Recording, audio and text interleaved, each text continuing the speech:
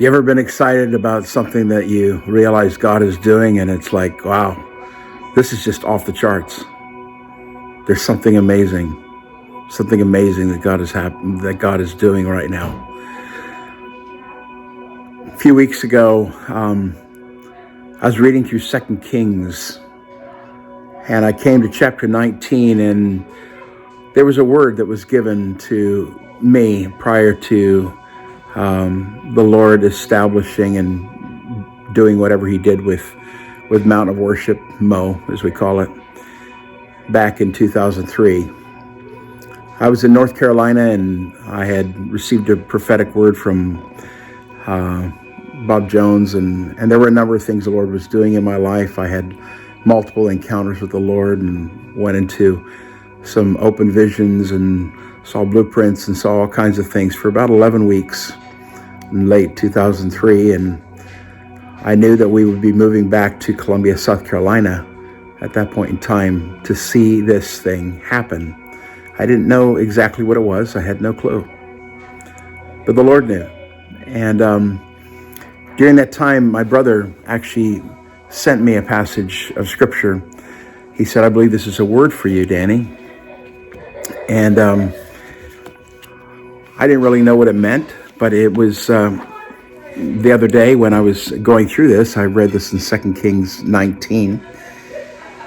And it's this verse in verse 29. It says, this year you will eat what grows by itself, in the second year what springs from that. But in the third year, sow and plant vineyards and eat their fruit. And that was the word. And he said, Danny, I just believe that the first 2 years are going to be almost nothing, that it's not really going to happen then, but that in the third year it will. Well, for 2 years, we basically met. There were people who liked us, found us, followed us around, and they'd show up at my house, and we'd do a little bit of worship, and probably 8 to 12 of us. That was about it.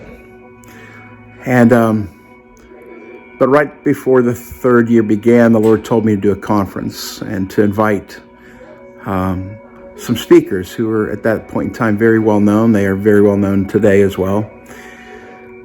And he said, you're going to do a conference. And we had about 1,000 people, something like that, show up for that first conference. Maybe not quite that many for the first one.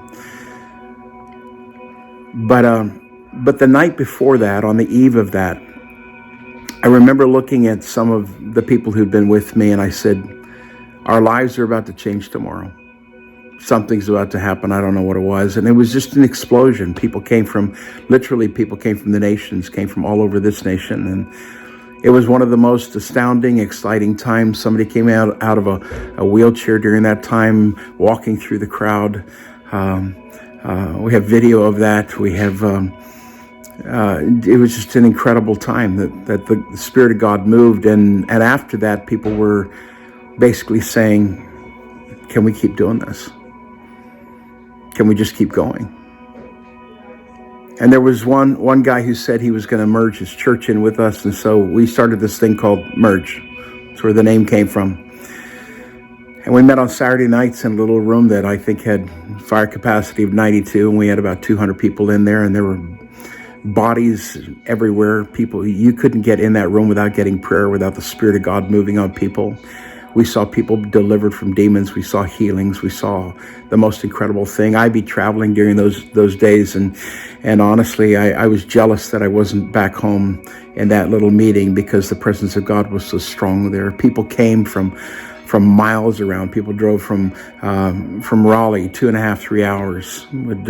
A whole group of them would come and drive down every week and drive back in the middle of the night. There was there was one denomination that sent all their leaders that said, you need to go there.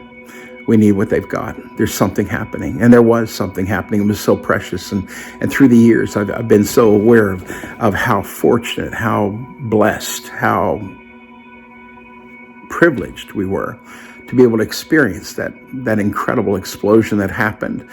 That would be the explosion that would occur. At that first conference, there were amazing things that occurred. Amazing things.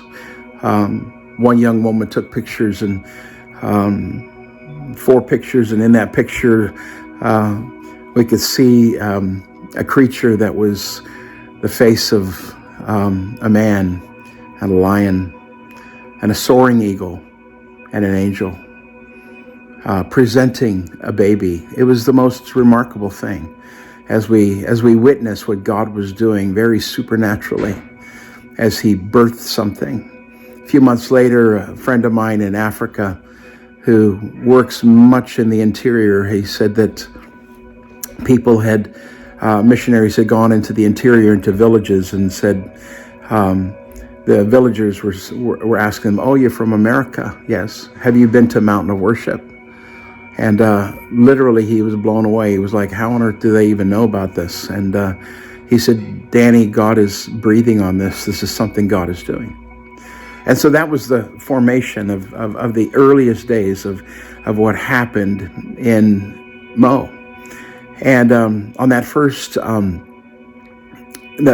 word that I just gave you, for 2 years, it was, there were just 8, 10, 12 of us, and we were in the, we'd go to restaurants, we'd blow up the restaurants, one of our buddies, Opie, would go back into the kitchen often and go minister to people and give words, and we just had the most incredible time. The Spirit of God moved. But we were friends. We just became family at that point in time.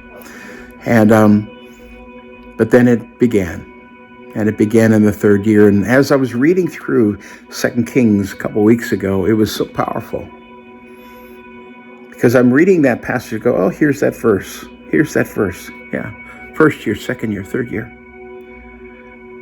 And then the Lord said, "Danny, read on. I have a word for you."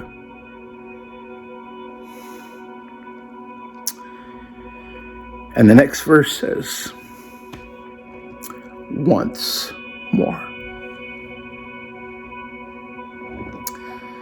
My heart has cried to see not just what we saw there, but something similar, something so powerful again, to invade this earth at this moment, at this time, when so many are hurting.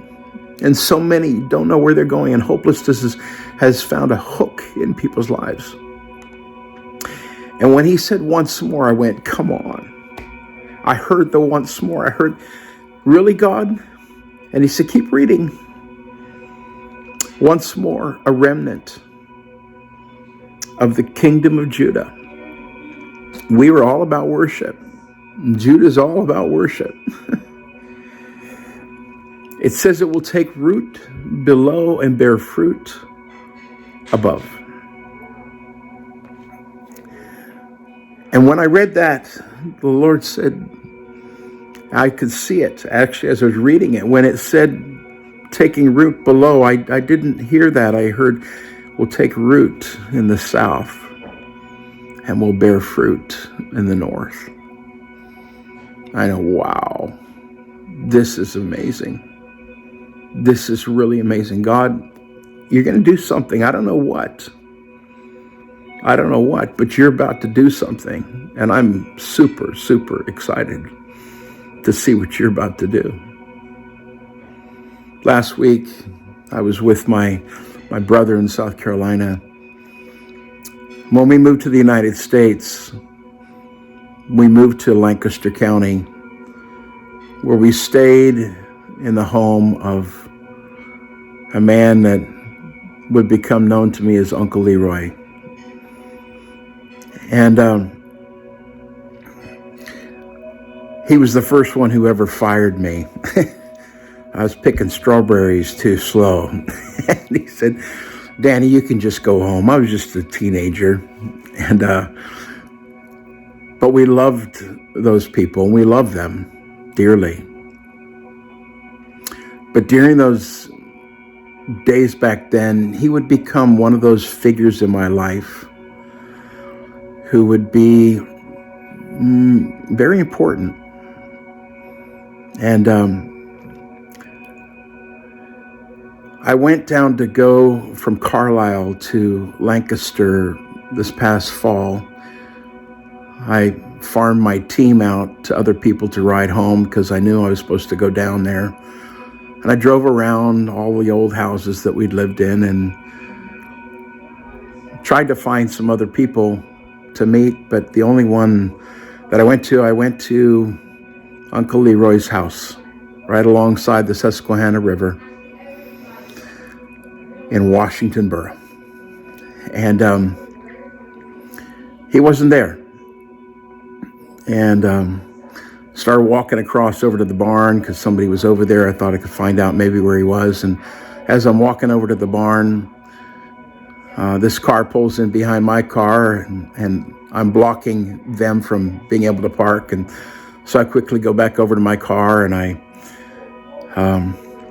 begin backing up, and I roll down my window. They're looking at me like, "Who are you?" And I said, "Uncle Leroy, it's Danny Steyne." And he said, "Oh, you want to pick some strawberries?" I said, "I came to see you." And we spent that afternoon together. It was so precious. And then he just passed away. I believe he was 98, maybe 99. He was up there.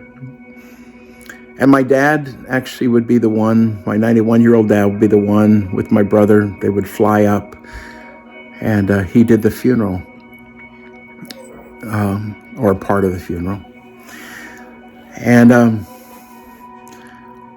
the family went to the gravesite, and my dad and brother were invited to go, and they were there. And at the gravesite, Cindy, Uncle Leroy's daughter, had some kind of a bin or something with all these arrowheads from that had been collected, and he numbered them. He put numbers on them, and they were giving an arrowhead to the grandkids. And my brother went up and he said, "Can I get an arrowhead for Danny?" And Cindy said, "Sure, that'd be awesome." Something like that. And my brother said he saw one and he knew that was the one he needed to get for me. So he picks up this arrowhead and he brings it to me, and I'm sitting in his living room back in South Carolina, and it has the number 710 on it. I said, "Lord, what's the number 710? I don't know where to go for 710. He said, "No, but you know 711. And a number of years ago, I was with one of my kids in the car, and I was driving to go do a meeting in a local church in Columbia, and I wanted something fresh from the Lord. And I said, "Lord, where do you want me to go? Where do you want me to start?" And I didn't have anything really prepared for it. I knew I was supposed to hear him for that morning. And he said, "What time did you get up?" And I said, "Oh, I got up at 7:11. He said, "How convenient." And so I told my, I believe it was my son, I said, "Turn to Isaiah 7:11. And so he turned to Isaiah 7:11. And it says this: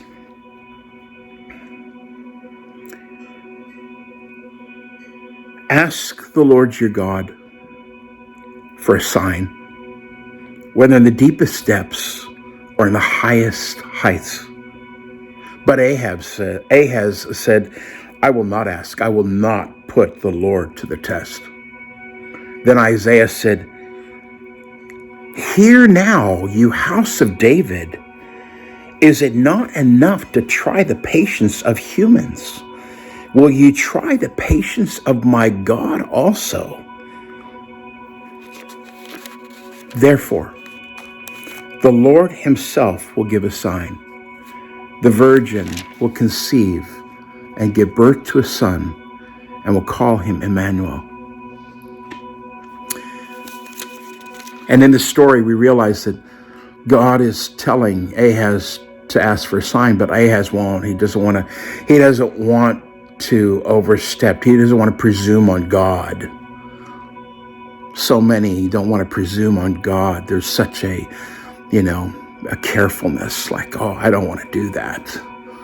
Makes it sound really spiritual. And Isaiah gets angry with them. And he said, you can't do that with God. When God tells you to do something, you better do it.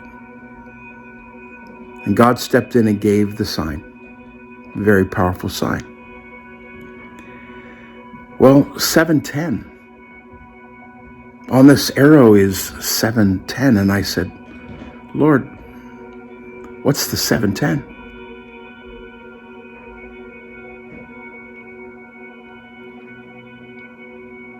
And it starts out again.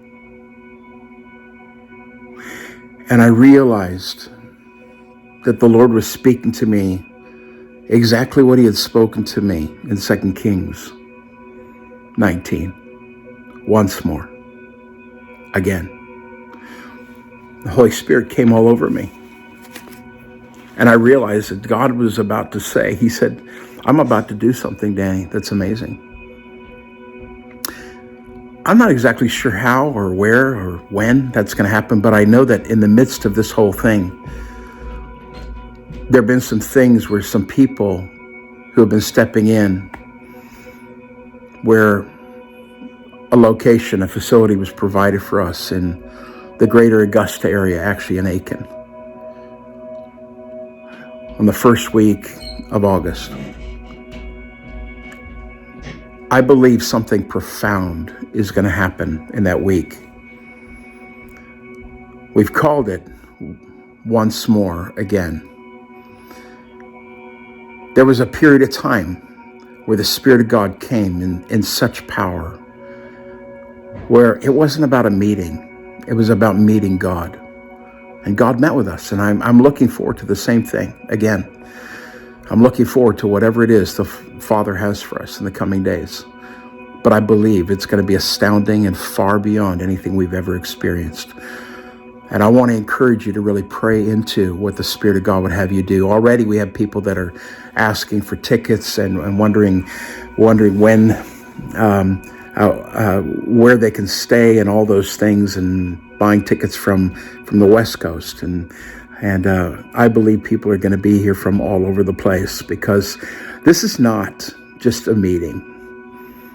This is a meeting where God is going to meet with people. At this point in time, Surprise has said he would be there. Surprise Satoli. Roland has indicated that unless there's war and stuff like that, that would be good.